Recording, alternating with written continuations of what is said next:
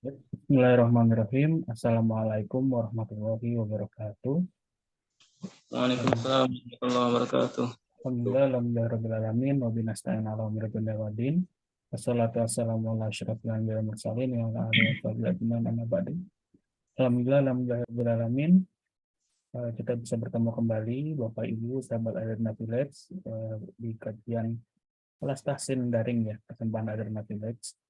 Alhamdulillah kelas ini sudah berjalan kurang lebih 3 bulan ya, sejak bulan puasa hingga sekarang gitu ya. Sama guru kita Bapak Guru Rusyanto yang alhamdulillah beliau sudah hadir di tengah-tengah kita gitu. Tidak perlu lama-lama lagi, marilah kita mulai kelas tahsin pada malam hari ini dengan sama-sama membaca Al-Basmalah. Bismillahirrahmanirrahim. Kepada Ustaz, waktu dan tempat kami persilahkan oleh Bapak dan Mas Keren. Ya, Bismillahirrahmanirrahim. Assalamualaikum warahmatullahi wabarakatuh. Waalaikumsalam. Alhamdulillahirabbil alamin. Wassalatu wassalamu ala asyrafil anbiya'i wal mursalin nabiyyina Muhammadin wa ala alihi wa ashabihi ajmain. Asyhadu an la ilaha illallah wahdahu la syarikalah wa asyhadu anna Muhammadan abduhu wa rasuluhu la nabiyya wa la rasul ba'dah. Allahumma shalli wa sallim wa barik ala nabiyyina Muhammad wa ala alihi wa man tabi'ahum bi ihsanin ila yaumiddin, amma ba'd. Alhamdulillah, segala puji dan syukur senantiasa kita panjatkan kehadirat Allah Subhanahu wa taala yang telah memberikan kepada kita semuanya nikmat yang sangat banyak sekali yang tidak mungkin bisa kita hitung satu persatu. Allah Subhanahu wa taala berfirman, "Wa in ta'uddu ni'matallahi la tuhsuha." Dan jika kalian menghitung nikmat-nikmat Allah, maka tidak akan sanggup, tidak akan mampu untuk menghitungnya. Ya, ini adalah bukti bahwasanya nikmat yang telah Allah berikan kepada kita itu sangat banyak sekali.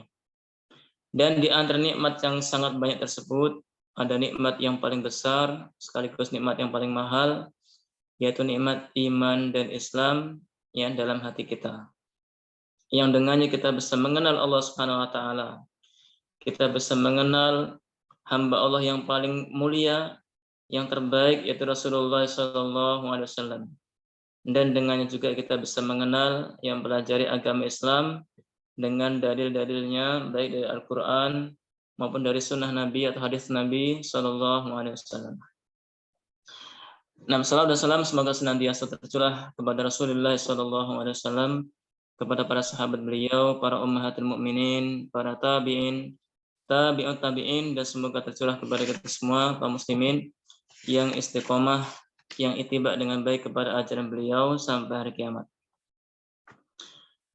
Nah, Bapak Ibu sekalian, sahabat Adrifinek yang dirahmati Allah Subhanahu wa taala, alhamdulillah kita masih diberikan taufik dan bimbingan oleh Allah Subhanahu wa taala untuk kembali melanjutkan ibadah yang dalam hal ini adalah thalabul ilmi, mencari ilmu, dan ini adalah kewajiban setiap muslim dan muslimah yang sebagaimana sabda Nabi sallallahu alaihi wasallam, thalabul ilmi fardhatun ala kulli muslim. Mencari ilmu itu hukumnya wajib atas setiap muslim, baik laki-laki maupun perempuan.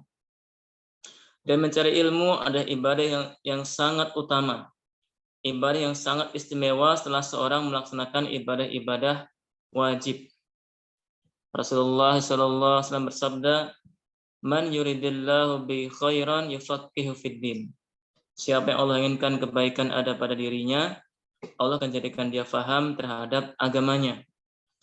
Beliau juga bersabda, "Wa man salaka tariqan yaltamisu fihi ilman sahalallahu lahu bihi tariqan ilal jannah." Siapa yang berjalan yang niatnya untuk mencari ilmu, Allah kemudahkan jalan baginya untuk masuk ke dalam surga. Mudah-mudahan semua yang kita laksanakan, yang dari kita bangun tidur sampai kita hendak tidur kembali, senantiasa dilandasi dengan ilmu, sehingga semuanya bernilai pahala yang akan menjadi kebanggaan seorang hamba kelak ya ketika menghadap Allah Subhanahu wa taala. Amin ya rabbal alamin. Baik, kita akan lanjutkan kembali pelajaran tahsin kita. Terakhir kita kemarin sampai mad tabi'i harfi. Ya, mad tabi'i harfi kemarin sudah. Kemudian sekarang yang B, mad far'i. Nah, sahih. Ya, mad far'i. Al-maddu al-far'i. A, bacaan mad yang bertemu dengan hamzah. Ya, bacaan mad, bacaan panjang yang bertemu dengan hamzah terbagi menjadi 4 bagian. Ada mad wajib muttasil, kemudian nomor 2 ada mad jaiz munfasil, yang ketiga ada mad silah kubro atau mad silah tawilah, yang keempat ada mad badal. Ya, baik, kita langsung saja halaman berikutnya. Mad far'i yang pertama yaitu mad wajib muttasil. Ya, mad wajib muttasil. Nah, mad wajib muttasil adalah apabila mad tabi'i, ya, mad tabi'i bertemu hamzah. Saya ulangi lagi, mad wajib muttasil adalah apabila mad tabi'i bertemu hamzah dalam satu kata. Ya, dalam satu kata, itu kuncinya. Nah, untuk mengetahui apakah dalam satu kata atau tidak, bagaimana? Ya, kalau kita sudah paham bahasa Arab itu mudah. Tapi kalau kita belum paham bahasa Arab, ya mungkin dengan cara membaca terjemahannya, sehingga kita akan paham ini dalam satu kata atau tidak. Nah, mad wajib muttasil adalah mad tabi'i yang bertemu hamzah dalam satu kata. Cara membacanya dipanjangkan 4 sampai 5 harokat. Ya, dipanjangkan 4 atau 5 harokat. Nah, ini wajib. Ya, panjangnya harus minimal 4. Ya, bahkan boleh 5 harokat. Tidak boleh kurang, ya. Namanya mad wajib, itu artinya harus.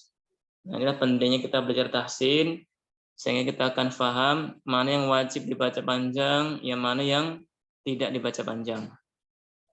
Nah, bawahnya ada mad tabi'i, ya fathah bertemu alif, atau kasrah bertemu ya sukun, atau dhammah bertemu dengan waw sukun yang bertemu hamzah.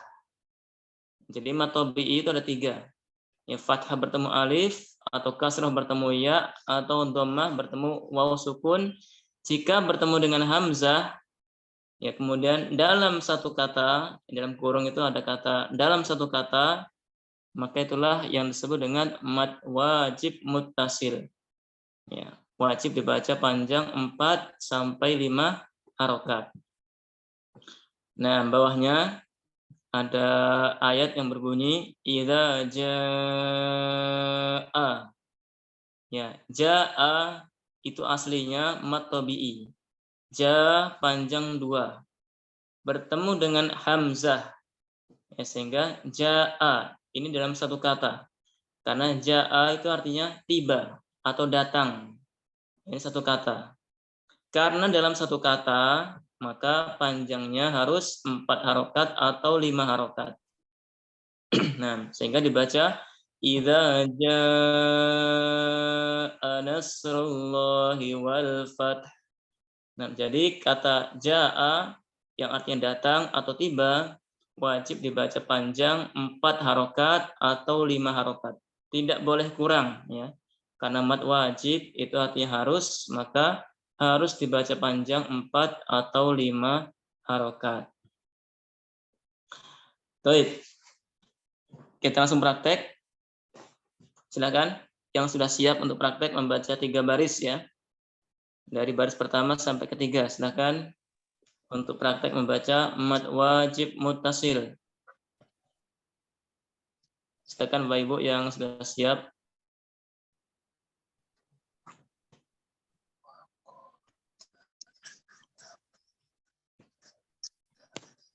Silakan, tafadhol. Yang ingin praktek membaca mad wajib muttasil. Boleh, Pak Ustaz. Silakan Pak Surya. Ya. Bismillahirrahmanirrahim. Idza jaa nasrullahi wal fath. Ya. Wa anzalna minal muhsirati ma'an sajjajan. Ulangi lagi. Wa anzalna minal muhsirati ma'an sajjajan. Ya. Innama shadaqatu lil Ma-nya. fuqara. Ma tidak panjang.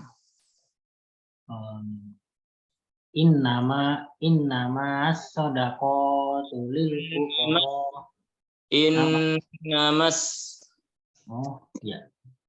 Innamas shadaqatu lil fuqara wal masakin. Mumtaz.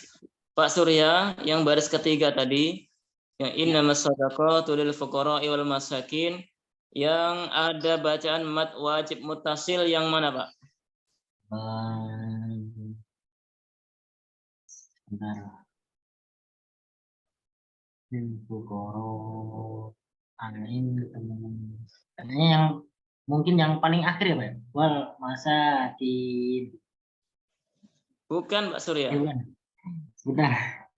Bukan. Innama Yang mana? Mad wajib muttasil itu adalah mad tabi'i yang bertemu hamzah. Berarti yang lil fuqara. Ya, yang mana? Yang lil fuqara itu, Pak. Lil fuqara, sahih. Ya. Ya, benar. Ya, lil fuqara itu artinya untuk orang-orang fuqara. Ya, fuqara itu artinya jamak dari fakir.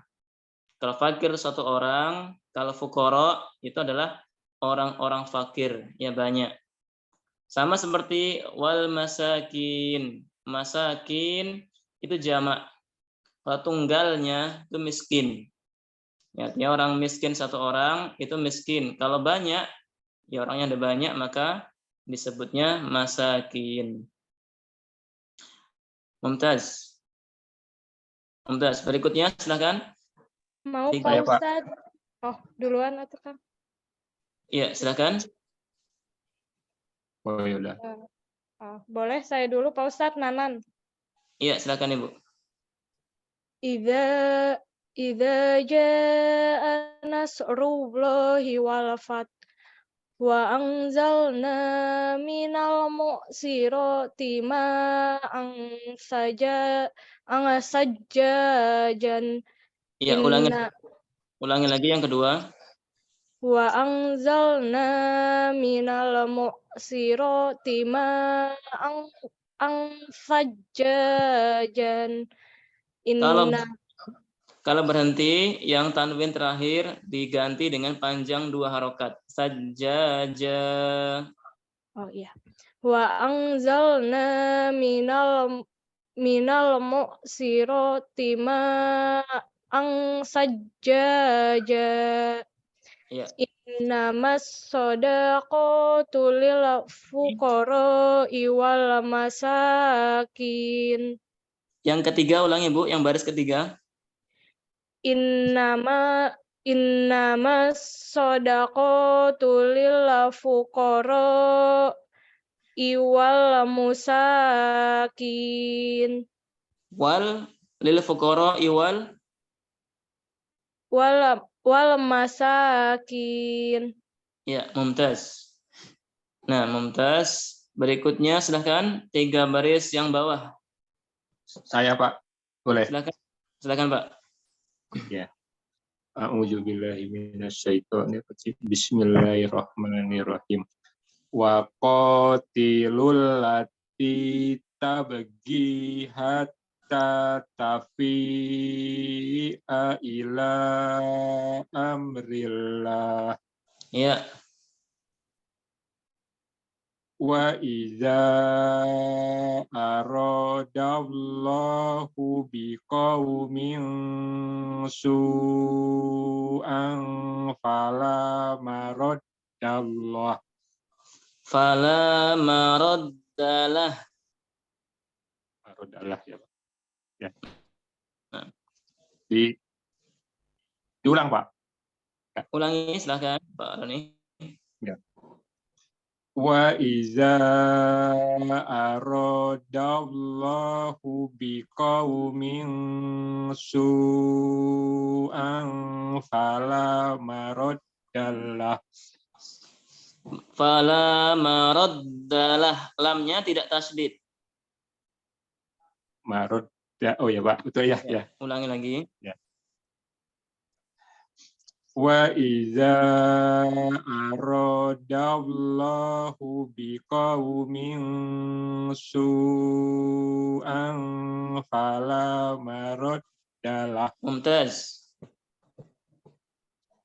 Waji'a bin nabiyyina wasyuhada'i. Nah, mumtaz. Barakallahu fiik. Baik. Itu mad wajib muttasil. Ya, jadi wajib panjang. Ya, muttasil itu artinya bersambung. Ya. Wajib itu artinya harus panjang. Kalau muttasil itu artinya bersambung. Ya, karena di sini bacaan panjang mad tabi'i yang bersambung dengan hamzah dan dalam satu kata, dalam satu arti. Itu namanya muttasil. Baik, sebelum kita lanjutkan ke mad far'i berikutnya, situ yang pertama tadi ada ayat yang berbunyi idza jaa nasrullahi wal fath. Nah, idza jaa nasrullahi wal fath. Nah, di sini artinya idza jaa, jika telah tiba atau telah datang. Nasrullah, nasrullah artinya pertolongan Allah. Wal fathu, dan kemenangan. Ya, jika telah datang pertolongan Allah dan kemenangan. Dan ayat ini menjadi kabar gembira bagi seluruh kaum muslimin ya pada saat itu. Karena pasti nanti akan datang kemenangan atau pertolongan Allah ya kepada kaum muslimin. Nah, dan ini dipahami oleh semua sahabat Nabi. Sehingga pada suatu hari sahabat Umar bin Khattab pernah duduk bersama dengan sahabat-sahabat senior, sahabat-sahabat yang besar. Dan beliau juga mengundang sahabat junior, sahabat yang masih kecil. Itu sahabat Ibnu Abbas atau Abdullah Ibnu Abbas yang masih keponakan keponakan Nabi. Sepupu Nabi. Ya, Ibnu Abbas ini masih sepupu dengan sepupu Nabi. Nah, sahabat Umar bin Khattab mengatakan kepada sahabat-sahabat yang lain, ya, apa pendapat kalian tentang ayat ini? Idza jaa nasrullahi wal fath. Ya, karena pada saat itu sahabat-sahabat yang senior, sahabat-sahabat yang sudah sepuh, sudah tua, itu mereka ya di suatu majelis ada sahabat yang masih kecil. Ya, sahabat Abdullah bin Abbas, masih junior, masih kecil. Sehingga mereka mengatakan, wahai Khalifah, wahai Umar bin Khattab, kenapa Anda datangkan anak yang masih kecil ini, masih muda ini? Maka Umar bin Khattab pun kemudian mengatakan kepada semuanya, para hadirin, ya, bagaimana pendapat kalian tentang sebuah ayat yang berbunyi, idza jaa nasrullahi wal fath. Maka semua sahabat sepakat bahwasanya nanti di akhir Islam itu akan jaya, Islam akan menang, akan datang pertolongan Allah Subhanahu wa taala dan akan menjadi agama yang besar. Ya. Hampir semua sahabat-sahabat senior berpendapat dengan pendapat yang sama, bahwasanya Islam nanti akan menang, akan mendapatkan pertolongan dari Allah Subhanahu wa taala.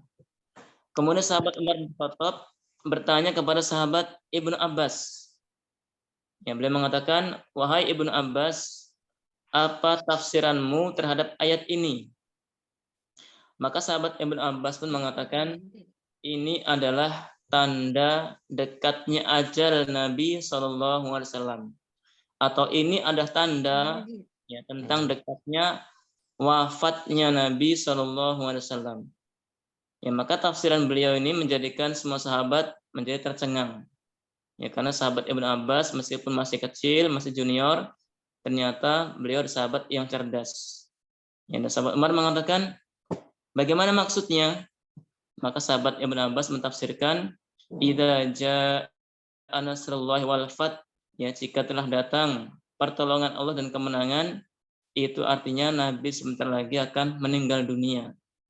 Karena kalau Islam sudah ditolong oleh Allah Subhanahu wa taala, ya dan sudah mendapatkan kemenangan oleh Allah Subhanahu wa taala, artinya tugas Nabi sallallahu alaihi wasallam dalam menyampaikan risalah Islam telah selesai.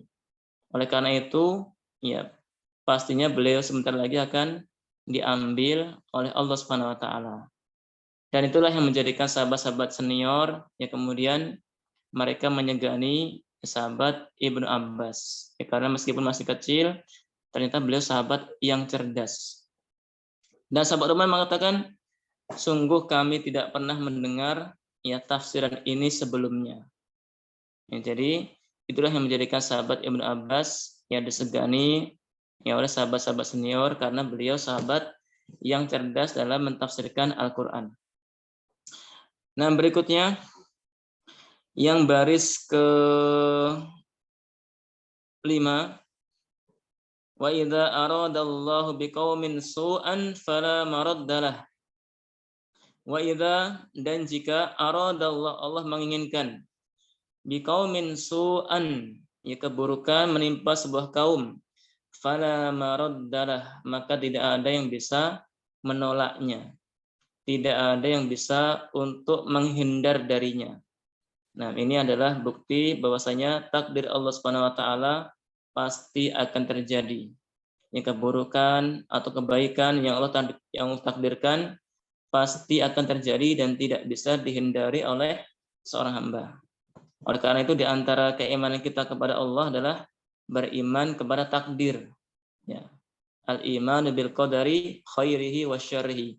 Beriman kepada takdir, baik takdir yang baik maupun takdir yang buruk. Ya, semuanya adalah ketentuan dari Allah Subhanahu wa taala dan tugas kita seorang muslim dan muslimah adalah bersabar ketika menghadapi takdir yang buruk. Ya, karena takdir kalau seandainya disingkap, kalau seandainya ditampakkan, pasti semuanya akan memuji Allah.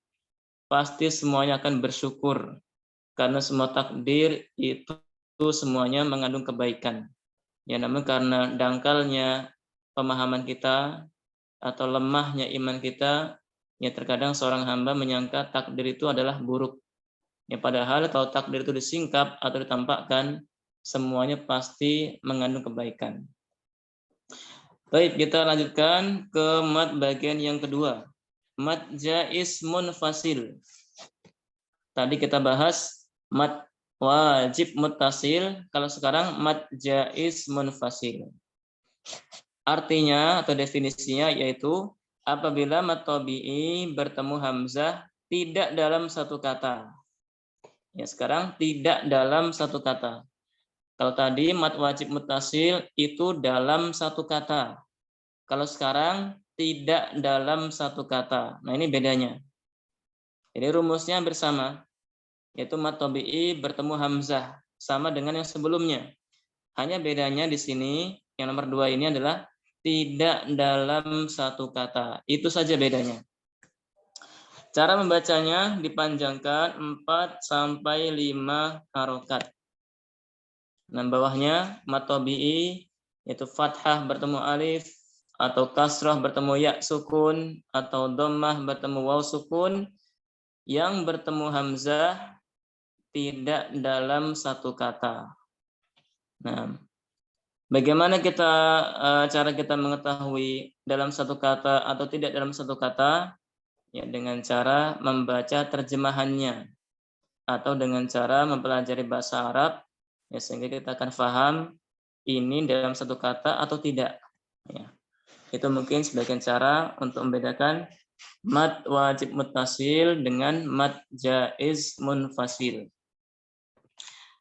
Nah, bawahnya bisa contohkan ada bacaan mat tabi'i bertemu hamzah ya dalam kata qalu. Nah, qalu, lu itu panjang 2 harokat aslinya.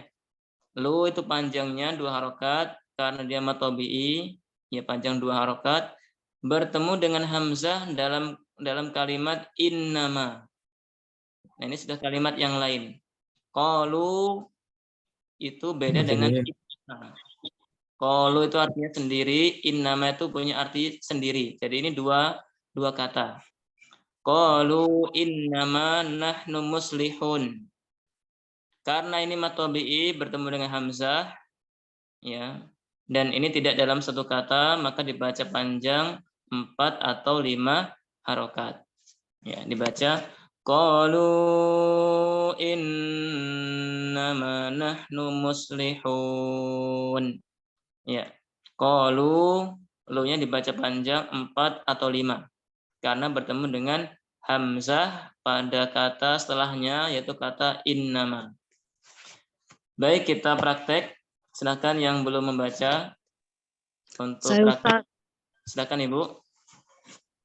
A'udzu billahi minasyaitonir rajim. Bismillahirrahmanirrahim. Qalu innama nahnu muslihun. Bala inna rabbahu kana bihi basira. Mumtaz. Qalu anu'minu kama amana sufaha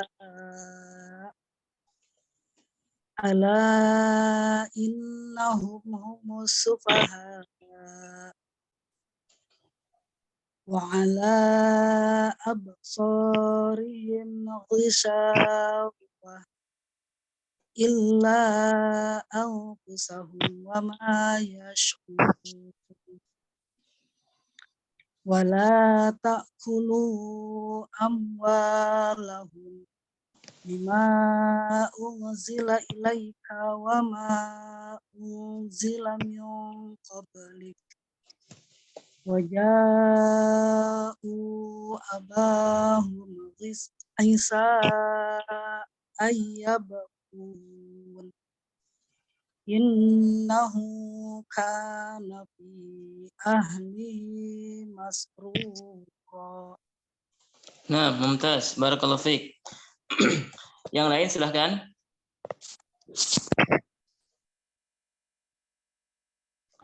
Silahkan yang lain. Pak, saya Pak Ustadz. Silahkan Ibu. Bismillahirrahmanirrahim. Qalu innama nahnu muslihun. Bala inna rabbahu kana bihi basyira. Qalu annu'minu kama amanas sufaha.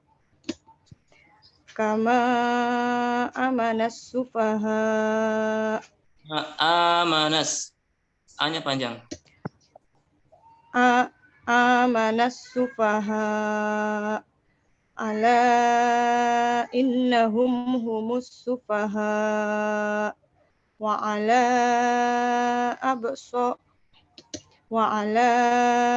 absarihim gisawah illa anfusahum wa ma yash'urun wala ta'kulu amwalahum bima unzila ilaika wa ma unzila min qablik waja'u abahum isa ayyabkun innahu kana fi ahlihi masrura. Ya, yang terakhir, ulangi yang terakhir. Innahu Kana fi. Ya, innahunya nunnya tasdid dengung. Innahu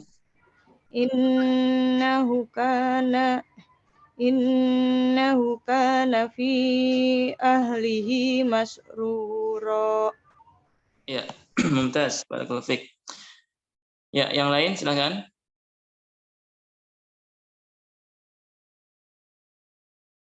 Muter-muter kemana-mana, Mas. Silakan yang ingin praktek membaca mad jaiz munfasil yang belum.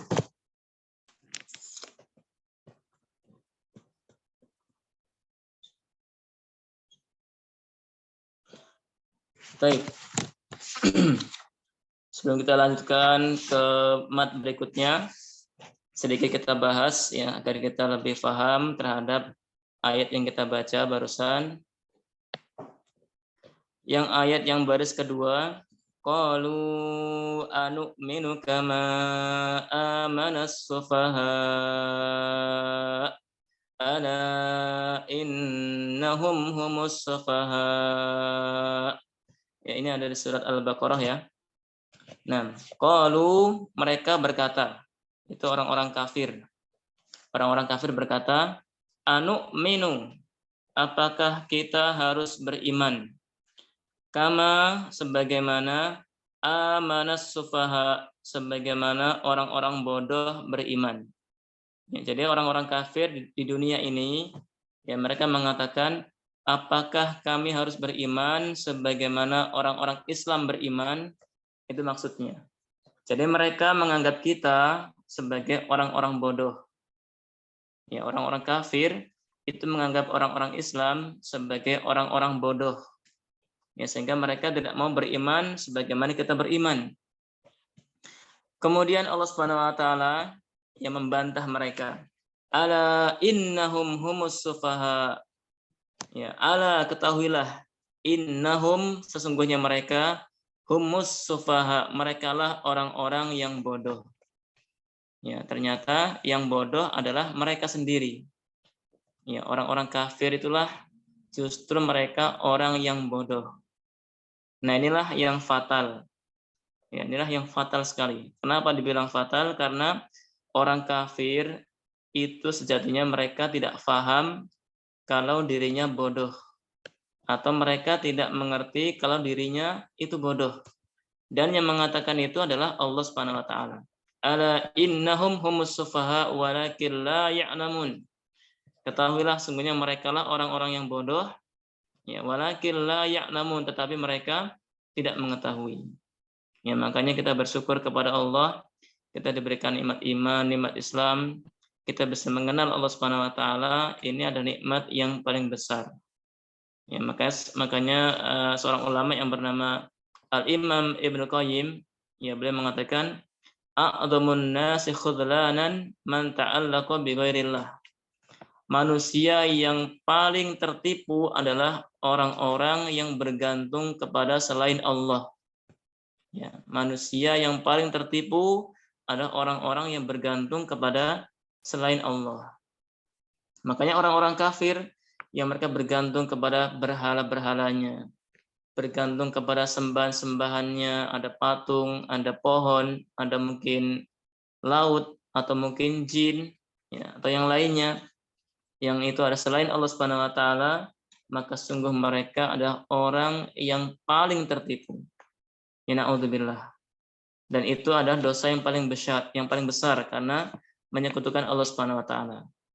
Makanya kita bersyukur ya kita diberikan akal dan bisa kita gunakan untuk berpikir ya sehingga kita bisa mengenal Allah Subhanahu wa taala.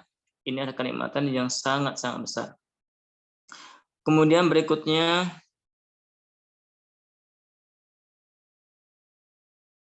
di yang paling terakhir, waja'u abahum isya'ay yabkun. Nah, waja'u abahum isya'ay yabkun, di sini ada 3 bacaan yang panjang. Ya, waja'u abahum isya'ay yabkun. Nah, yang pertama wajah itu mad wajib muttasil. Kemudian nah u-nya itu panjang, tapi itu bukan mad wajib, tapi itu adalah yang kita bahas sekarang, itu mad jaiz munfasil. Karena di situ u yang mad tabi'i bertemu dengan hamzah pada kata abahum yang ini sudah beda kata. Ya, artinya tidak dalam satu kata. Itulah yang disebut dengan mad jaiz munfasil. Kemudian abahum isya'an. Sya itu panjang, ya mad tabi'i bertemu dengan hamzah. Dalam satu kata. Berarti ini pembahasan yang sebelumnya, yang nomor 1 tadi, yaitu mad wajib muttasil. Karena isya'an itu artinya isya. yang sekarang seperti waktu kita sekarang ini atau waktu malam. Jadi isya itu artinya waktu malam. Ya bekun, ya dalam keadaan menangis. Ya bekun, mereka dalam keadaan menangis. Nah, ini kisah dari kakak-kakaknya Nabi Yusuf alaihissalam. Ya waja'u, dan mereka datang abahum, menemui ayah mereka Nabi Yakub alaihissalam. Isya'an, dalam waktu isya, waktu malam, ya bekun, dan mereka menangis. Nah, ini kisah kakak-kakaknya Nabi Yusuf yang telah melemparkan Nabi Yusuf ke sumur, kemudian melumuri bajunya dengan darah, ya, dan mengatakan itu adalah bekas dimakan serigala. Dan mereka datang menemui ayah mereka pada waktu isya, ia bekun dalam keadaan menangis. Inilah tipuan dari kakak-kakaknya Nabi Yusuf yang mereka iri atau hasad atau dengki kepada adiknya. Nah, makanya di antara faedah yang dijelaskan oleh para ulama kita yang dalam pembahasan tafsir itu adalah wajib bagi seorang ayah atau seorang ibu atau kita sebagai orang tua untuk bersikap adil kepada anak-anak kita. Kalau kita memiliki anak lebih dari satu, ya, 2 orang atau 3 orang atau lebih, wajib untuk bersikap adil. Ya, artinya tidak boleh kita membela atau pilih kasih satu dibandingkan dengan yang lain. Karena akibatnya nanti bisa menimbulkan iri atau yang lainnya. Yang jangankan di keluarga kita seperti kita yang manusia biasa. Di keluarga Nabi ini pernah terjadi. Itu Nabi Yakub alaihissalam dengan putra-putranya. Ya. Jadi jangankan keluarga kita, keluarga seorang nabi pun terjadi anak-anaknya yang mereka iri atau hasad antara satu dengan yang lainnya.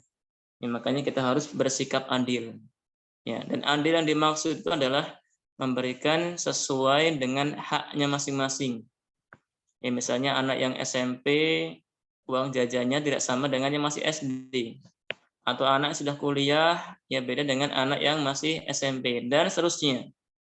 Dan juga seperti pembagian harta waris, ya anak laki-laki mendapatkan 2 kali jatah dari satu perempuan. Itu yang dikatakan dengan adil. Bukan menyamakan, ya, bukan menyamakan semuanya.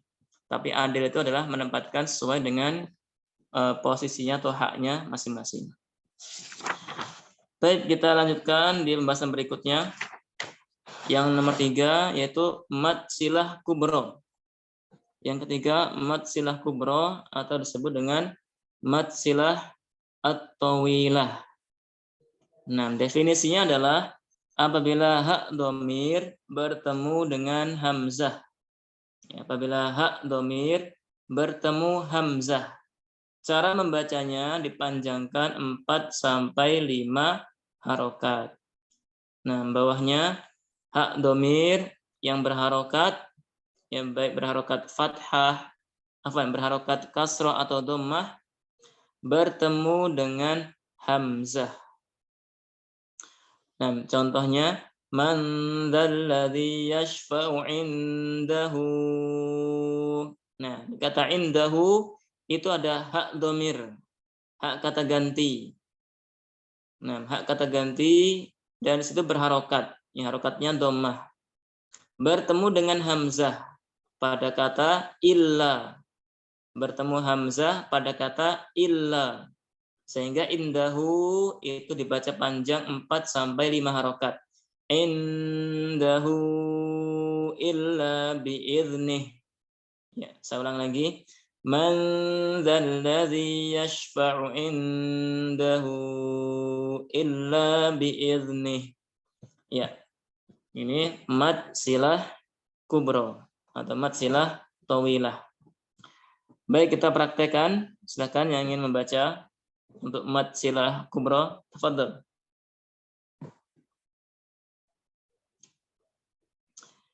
Silakan Bapak Ibu yang ingin praktek.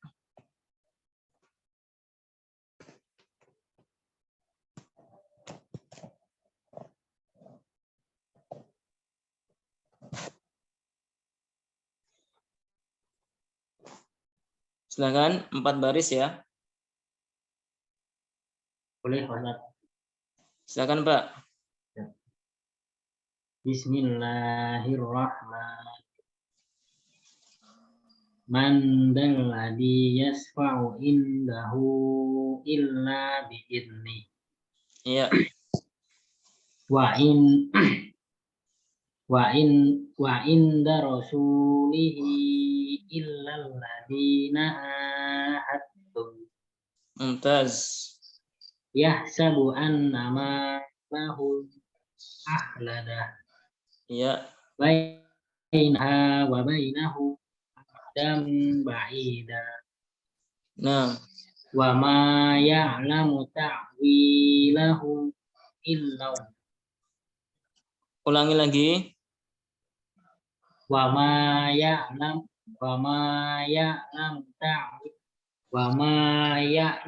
ta'wilahu illa Iya.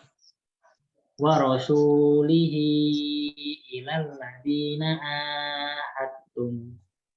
Mumtaz. Yang terakhir Pak Surya. Wa Ya. rasulihi ilal ladzina ahadtum. Ahadtum, di situ ada dal bertemu dengan ta. Itu hukumnya apa itu? Dal ketemu Dal ketemu ta. Ahadtum. yang dibaca samar itu ya Pak ya? Lupa. Bukan. Ini dal sukunnya, kolkolahnya kita hilangkan. Kita masukkan ke ta. Jadi nggak ada kolkolah. Oh ya, apa tuh? Idhar ya? Apa? Idhar atau idgham itu? Idgham. Idgham ya, idgham. Apa ya? Kalau belajarnya seminggu sekali tuh kadang lupa gitu. Harusnya rutin ya. Iya. Nah, seminggu sekali nggak apa-apa Pak Surya. Yang penting tetap hadir Pak. Iya. Ahadtum situ dal sukun ketemu dengan ta-nya. Dan dal sama dengan ta, makhrajnya sama. Tapi beda sifatnya. Maka ini disebut dengan idgham mutajanisain. Ya, idgham mutajanisain.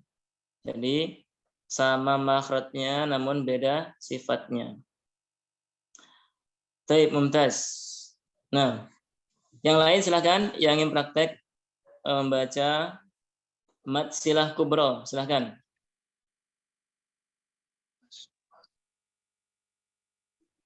Ya saya Pak. Silakan Pak.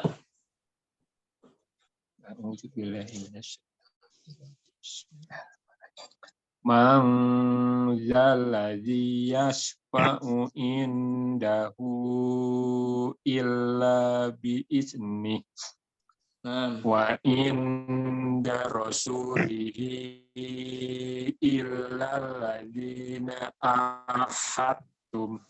Mumtaz. Yahsabu annama lahu ahladah.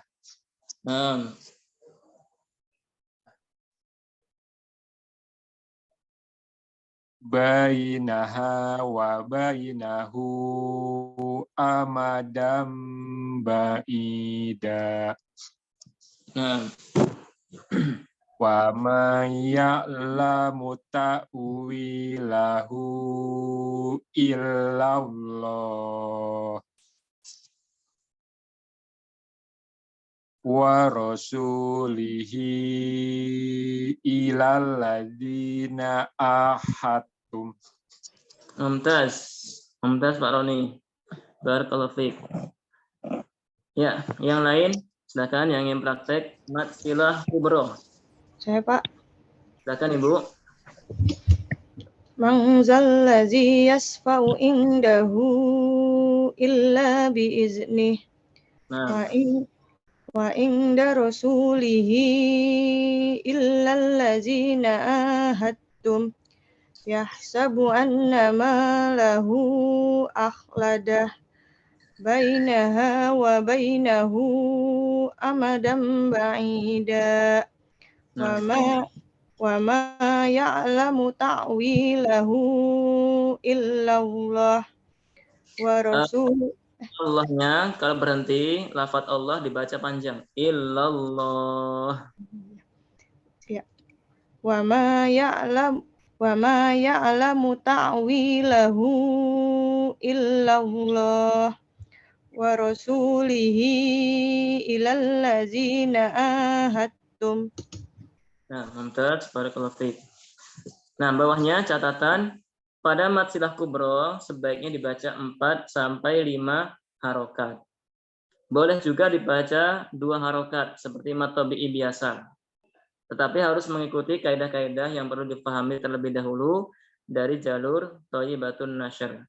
Ya, artinya kalau kita terbiasa atau kita memakai panjang 4 atau 5, maka setiap bertemu dengan ayat yang ada mad silah kubro harus membaca dengan 4 atau 5. Jadi seragam.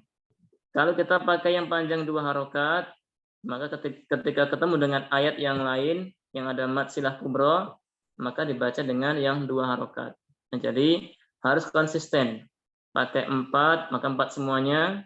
Pakai 2, maka pakai 2 semuanya. Nah, yang pertama, man dzalladzi yashfa'u 'indahu illa bi'idnih. Nah, man dzalladzi yashfa'u 'indahu illa bi'idnih. Ini ada di ayat kursi ya. Ada di surah Al-Baqarah atau yang kita kenal dengan ayat kursi. Man dzalladzi yashfa'u 'indahu illa bi'idnih ya'lamu ma baina aydihim wa ma khalfahum. Nah, kita terjemahkan, man dzalladzi yashfa'u 'indahu illa bi'idnih. Nah, siapakah yang bisa memberikan syafaat? Ya, man dzalladzi yashfa'u. Siapakah yang bisa memberikan pertolongan atau syafaat? Ya, yashfa'u. Indahu, di sisi Allah. Illa, kecuali bi'idnih, kecuali dengan izin Allah. Ya, atau atas izin Allah. Artinya, syafaat pada hari kiamat tidak akan bisa diberikan oleh seorang hamba kepada hamba yang lain kecuali atas izin Allah Subhanahu wa Ta'ala. Ya. Jadi syafaat itu sangat penting dan sangat kita butuhkan. Tetapi semuanya harus mendapatkan izin dari Allah Subhanahu wa Ta'ala. Bahkan sampai Nabi kita sekalipun, Rasulullah SAW, tidak akan bisa memberikan syafaat kecuali setelah mendapatkan izin dari Allah Subhanahu wa Ta'ala. Itulah agungnya sebuah syafaat. Agungnya, besarnya sebuah pertolongan pada hari kiamat yang semuanya dimiliki oleh Allah Subhanahu wa Ta'ala, sehingga tidak akan diberikan kecuali setelah mendapatkan izin yang dari Allah Subhanahu wa Ta'ala. Nah, makanya pada hari kiamat di antara syafaat yang paling besar itu ada syafaat baginda Rasulullah SAW kepada umatnya. Dan tidak semua orang bisa mendapatkan syafaat beliau. Ya, tidak semuanya. Jadi jangan kita jangan kita berbangga atau kita merasa aman atau kita merasa yakin mendapatkan syafaat beliau. Karena orang yang diberikan syafaat Nabi adalah orang yang diizinkan juga. Orang yang diizinkan oleh Allah Subhanahu wa Ta'ala. Yang tidak diizinkan, maka tidak akan diberikan syafaat. Ya. Siapa mereka? Di antaranya adalah paman beliau, Abu Thalib. Itu Nabi tidak bisa memberikan syafaat kepada beliau. Tidak bisa menolong beliau. Yang diizinkan oleh Allah Subhanahu wa Ta'ala syafaat untuk Abu Thalib adalah syafaat agar diringankan saja siksanya. Ya, tidak dikeluarkan dari neraka, tapi hanya diringankan saja siksanya. Ya, artinya Abu Thalib ini tidak diizinkan oleh Allah Subhanahu wa Ta'ala karena dalam hatinya masih ada kesyirikan, masih menyekutukan Allah Subhanahu wa Ta'ala. Nah, makanya syafaat yang Nabi berikan kepada pamannya, Abu Thalib, itu ada syafaat keringanan siksa. Yang siksanya itu adalah, kata Nabi, dipakaikan 2 sandal yang terbuat dari bara api neraka Ya. Yaghli fihi dimaguhu, yang dengannya maka otaknya mendidih. Dan itu adalah siksa neraka yang paling ringan. Nah, jadi setelah mendapatkan syafaat dari Nabi, paman yang bernama Abu Thalib, ya, siksanya diringankan, yaitu dengan dipakaikan 2 sandal sehingga otaknya mendidih. Nah, man dzalladzi yashfa'u indahu illa bi'idznih. Siapakah yang bisa memberikan syafaat di sisi Allah illa bi'idznih, kecuali orang yang diizinkan oleh Allah Subhanahu wa taala. Dan suatu hari sahabat Abu Hurairah pernah bertanya kepada Rasulullah sallallahu alaihi wasallam, "Ya Rasulullah, man as'adun ba'dika yaumal qiyamah?" Wahai Rasulullah, siapakah orang yang paling bahagia yang mendapatkan syafaat Anda pada hari kiamat? Maka Nabi bersabda, "Man qala la ilaha illallah khalisan min qalbihi." Orang yang paling bahagia mendapatkan syafaatku pada hari kiamat adalah siapa yang mengucapkan la ilaha illallah dengan ikhlas dari dalam hatinya. Nah, artinya seorang muslim dan muslimah yang mereka mentauhidkan Allah Subhanahu wa taala, yang mengesahkan Allah Subhanahu wa taala, maka insya Allah kelak pada hari kiamat akan mendapatkan syafaat dari Nabi Shallallahu alaihi wasallam. Itulah keutamaan dari kalimat la ilaha illallah. Ya, makanya kita harus senantiasa mewujudkan, ya, mengimplementasikan atau merealisasikan kalimat tauhid la ilaha illallah dalam setiap kehidupan kita. Belajarnya harus ikhlas karena Allah Subhanahu wa taala. Ibadahnya harus ikhlas karena Allah Subhanahu wa taala. Bekerjanya harus ikhlas, berumah tangganya harus ikhlas, mendidik anak-anak harus ikhlas, semuanya. Semua hal harus dilandasi dengan keikhlasan kepada Allah. Yang dengannya maka pahalanya akan besar. Namun orang yang tidak ikhlas, maka semua yang ia kerjakan tidak akan mendapatkan pahala, ditambah juga dia akan lelah. Ya, maka dari itu kita harus senantiasa berusaha untuk mentauhidkan Allah Subhanahu wa taala, yang mengusahakan agar semuanya benar-benar ikhlas. Dan juga beliau bersabda, di antara orang yang mendapatkan syafaat adalah orang-orang yang mengucapkan kalimat tauhid dengan kejujuran. Ya. Jadi bukan seperti orang-orang munafik yang mereka yaquluna bi afwahihim ma laysa fi qulubihim. Mereka mengucapkan kalimat tauhid yang dengan mulut mereka, namun hati mereka tidak beriman kepada Allah Subhanahu wa taala. Ya, maka orang-orang yang mengucapkan tauhid dengan ikhlas dan juga dengan jujur dari dalam hatinya, maka mereka lah orang-orang yang benar keimanannya, sehingga mereka insya Allah akan mendapatkan syafaat dari Rasulullah Sallallahu Alaihi Wasallam. Nah, dan orang-orang yang beriman juga kalau pada hari kiamat akan bisa saling memberikan syafaat.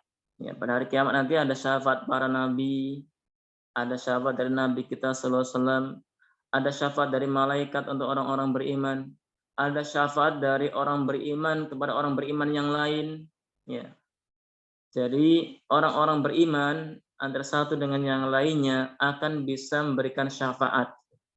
Atau dalam satu keluarga, kakeknya beriman, anaknya beriman, cucunya beriman, atau suami istri sama-sama beriman, kelak pada hari kiamat akan saling bisa memberikan syafaat. Nah, inilah besarnya nikmat iman dan Islam. Allah firmankan dalam surah At-Tur, "Walladzina amanu wattaba'athum dzurriyyatuhum biimanin alhaqna bihim dzurriyyatahum." Dan orang-orang yang beriman, ya, mereka akan diikutkan dengan keluarganya yang beriman.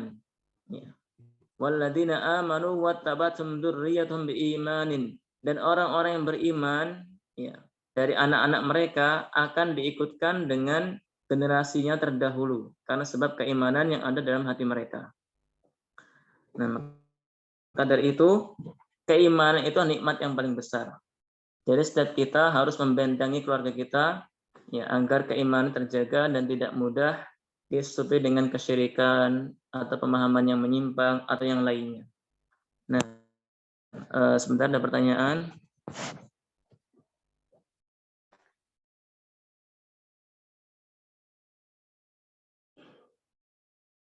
Muslim yang kuat lebih disenangi oleh Allah daripada muslim yang lemah. Bagaimana jika orang tersebut sedikit saja bekerja sudah kelelahan dan sakit? Bagaimana supaya bisa disenangi Allah di kondisi seperti itu, Ustaz? Nah, yang dimaksud dengan muslim yang kuat itu adalah kuat dalam hal rohaninya, dalam hal keimanannya. Nah, hadis lengkapnya adalah bukan muslim ya, al-mu'min. Al-mu'minul qawiyyu khairun wa ahabbu minallah minal mu'minid dhaif. Jadi mukmin yang kuat ya, seorang beriman. Mukmin itu seorang yang beriman. Mukmin yang kuat lebih baik dan lebih dicintai oleh Allah Subhanahu wa taala daripada mukmin yang lemah. Wa fi kullin khair, dan dari keduanya ada kebaikan. Ya, maksudnya mukmin yang lemah itu ada kebaikan dan mukmin yang kuat juga ada kebaikan. Akan tetapi mukmin yang kuat itu lebih baik dan lebih dicintai oleh Allah Subhanahu wa taala daripada mukmin yang lemah. Dan yang dimaksud dengan mukmin yang kuat itu ada mukmin yang kuat dalam beribadah, yang kuat dalam beramal soleh, yang kuat dalam menahan amarah, yang kuat dalam kesabaran, yang kuat dalam akhlak-akhlak yang baik. Itu yang dimaksud dengan mukmin yang kuat. Ya, bukan badan yang kuat, ya, bukan yang larinya kuat atau angkat beban sampai 100 kilo misalnya, bukan itu. Yang dimaksud kuat di sini adalah kuat dalam ibadah dan beramal soleh. Ya, makanya ada istilah ada yang menulis kadang-kadang untuk motivasi sholat berjamaah di masjid. Ya, ada yang mengatakan sholat lari 500 meter kuat, tapi ke masjid 100 meter nggak kuat. Nah, itu di antara makna dari tadi maksudnya ya. Jadi jangan sampai kita kuat hanya dalam hal duniawi, tapi untuk ibadah kita nggak kuat. Ya. Banyak kan orang olahraga sampai mungkin goes atau mungkin yang lainnya, dia bisa jauh, bisa angkat beban sampai sekian puluh kilo, tapi untuk saat subuh nggak bisa bangun. Ya. Masjid yang dekat saja dia nggak bisa melangkahkan kakinya. Pada badannya berotot, ya kuat, tapi untuk sholat saja tidak bisa. Sebaliknya, ada seorang yang badannya mungkin kurus, atau mungkin lemah, atau mungkin sakit-sakitan, tapi dia bisa sampai ke masjid. Ya, meskipun dengan diantar, meskipun dengan kursi roda, ya sholat dengan kursi misalnya, dia bisa sholat, itu menunjukkan keimanan yang kuat. Ya. Bahkan ada yang berjalan dengan tongkat ke masjid, kakek-kakek, ya, ke masjid dengan tongkat bisa. Sementara anak muda ya ke masjid aja nggak bisa. Nah, itu bukti bahwasanya mukmin yang kuat lebih baik dan lebih dicintai oleh Allah Subhanahu wa taala daripada mukmin yang lemah. Ya, jadi dimaksud di situ adalah kuat dalam hal keimanan dan amal soleh. Nah, oleh karena itu setiap hal yang bisa menunjang, yang bisa mendukung kita kuat beribadah, itu juga harus kita kerjakan. Ya, misalnya kita kalau ibadahnya dalam kondisi sehat, kita semakin semangat dan semakin baik. Oleh karena itu menjaga kesehatan itu penting, bahkan wajib. Ya, harus olahraga, makan yang sehat, ya, tidur teratur dan seterusnya. Yang penting jangan sampai kita kuat olahraga, tapi kita nggak kuat untuk beribadah. Ya, karena yang dinilai itu adalah keimanan kita, yang dinilai ada amal soleh kita, bukan zahir kita, bukan badan yang kuat, ya, bukan itu. Bahkan dalam hadis yang lain Nabi sabdakan, laisa syadid bisur'ah, walakin syadid man yamliku nafsahu indal ghadab. Ya, kama qala Nabi sallallahu alaihi wasallam. Beliau bersabda yang artinya orang yang kuat itu bukan orang yang menang dalam gulat atau perkelahian. Tapi orang yang kuat adalah orang yang bisa menahan amarahnya ketika dia marah. Ya, orang yang bisa mengendalikan hawa nafsunya ketika dia marah. Itulah orang yang kuat. Ya. Jadi kuat, kalau kita bicara konteks di hadis ini, yang dimaksud adalah kuat dalam hal keimanan dan amal soleh. Kuat dalam beramal soleh, kuat dalam menahan hal-hal yang haram, ya, dan sebagainya. Bukan kuat dari sisi fisik atau yang lainnya. Wallahu a'lam bishawab. Nah, kemudian berikutnya di baris ketiga itu ada yahsabu anna malahu akhladah. Yahsabu anna malahu akhladah. Dia mengira anna malahu bahwa hartanya akhladah akan mengekalkannya. Nah, ini orang-orang kafir. Orang-orang kafir itu mereka meyakini bahwa harta mereka bisa membuat mereka kekal, bisa menjadikan mereka abadi. Ya, atau mungkin mereka meyakini bisa berusia atau berumur panjang. Nah, makanya di antara mereka ya ada yang kita dapati kalau meninggal dunia itu sampai hartanya atau koinnya atau emasnya itu ikut dikuburkan, ikut dimasukkan ke petinya. Ya, na'udzubillah. Padahal harta itu hanya sebagai wasilah. Ya, bagi kita umat Islam, harta itu bukan tujuan, tapi sebagai wasilah agar kita bisa beribadah kepada Allah Subhanahu wa taala dengan ibadah yang terbaik. Ya, jadi umat Islam meyakini harta itu sebagai wasilah, sebagai perantara untuk mendukung ibadah. Dan semuanya, semua yang kita miliki itu bukan tujuan, tapi sebagai wasilah. Rumah kita, kendaraan kita, harta kita, semuanya. Ya, kita harus menjadikan sebagai wasilah ya untuk mendekatkan diri kepada Allah Subhanahu wa taala, bukan sebagai tujuan. Karena tujuan kita adalah Allah Subhanahu wa taala. Ya, tujuan kita adalah mendapatkan ridha Allah dan mendapatkan surga Allah Subhanahu wa taala dengan rahmatnya. Wallahu a'lam bishawab. Mungkin itu yang bisa kita pelajari malam hari ini yang terkait dengan tahsin, yaitu mad far'i, ada mad wajib muttasil, yaitu mad tabi'i bertemu hamzah dalam satu kata, kemudian mad jaiz munfasil yang artinya adalah mad tabi'i bertemu hamzah tidak dalam satu kata, dan yang terakhir tadi yang ketiga adalah mad silah kubro, yaitu hak dhamir yang bertemu dengan hamzah. Baik, mungkin sampai sini ada pertanyaan atau yang lainnya sebelum kita tutup, silahkan. Boleh Pak Ustadz bertanya? Ya, Pak Surya. Ya, mungkin kan dari awal pertemuan kan saya udah ini banyak hukum-hukum ya Pak Ustadz ya. Hukum apa ini matobi'i, idham, izhar gitu kan. Mungkin pertanyaannya kan saya kan basicnya kan bukan pesantren ya Pak Ustadz. Teman-teman juga bukan pesantren gitu kan. Buku ini tuh nanti kalau buat masuk pesantren tuh ditanyain soal-soal kayak gini nggak sih? Mungkin nanti buat ke depan anak saya gitu kan. Jadi sayanya harus pinter juga ini gitu. Mengingat Pak Ustadz kan dulu mungkin pernah ngajar di Hanifah mungkin ya Pak Ustadz pesantren gitu. Iya. Buku ini gimana Pak? Buku ini kelak ya, ini nanti di pesantren diajarkan apa enggak?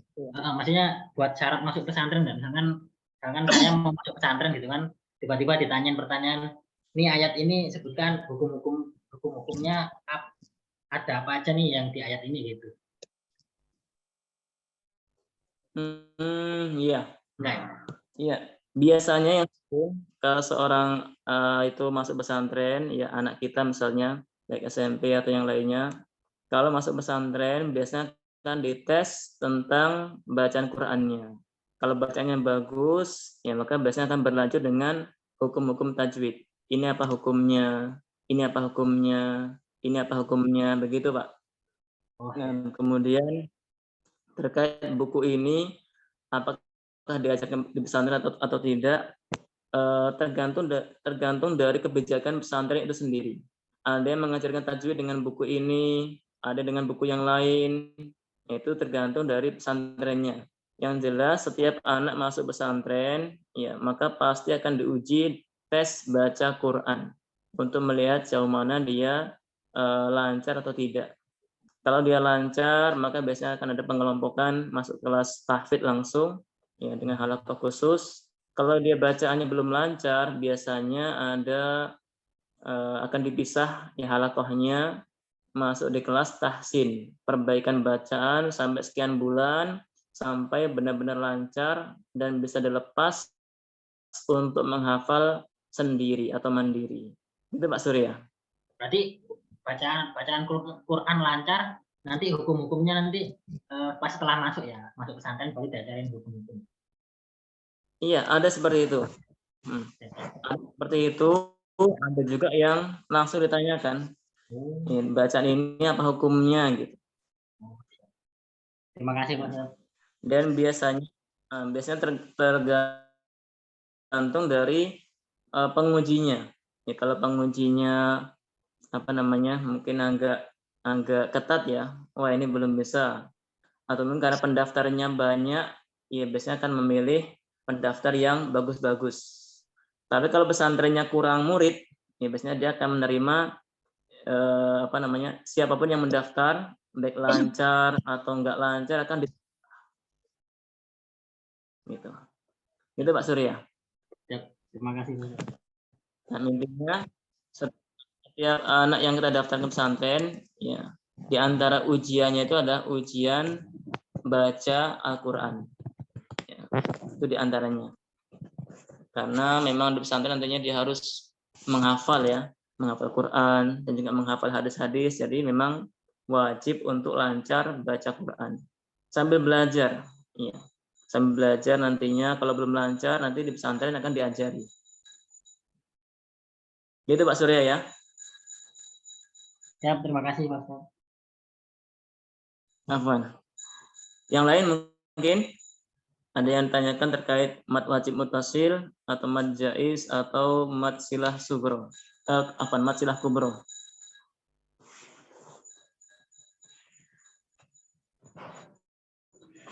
Baik, kalau tidak ada mungkin kita cukupkan sampai di sini. Yang mudah-mudahan kita pelajari malam hari ini senantiasa mendapatkan taufik dan bimbingan dari Allah Subhanahu wa taala dan menjadi pemberat timbangan amal kita kelak pada hari kiamat. Amin ya rabbal alamin. Wallahu a'lam bishawab. Berikutnya saya kembalikan kepada Pak Ihsan. Tafadhol Pak Ihsan.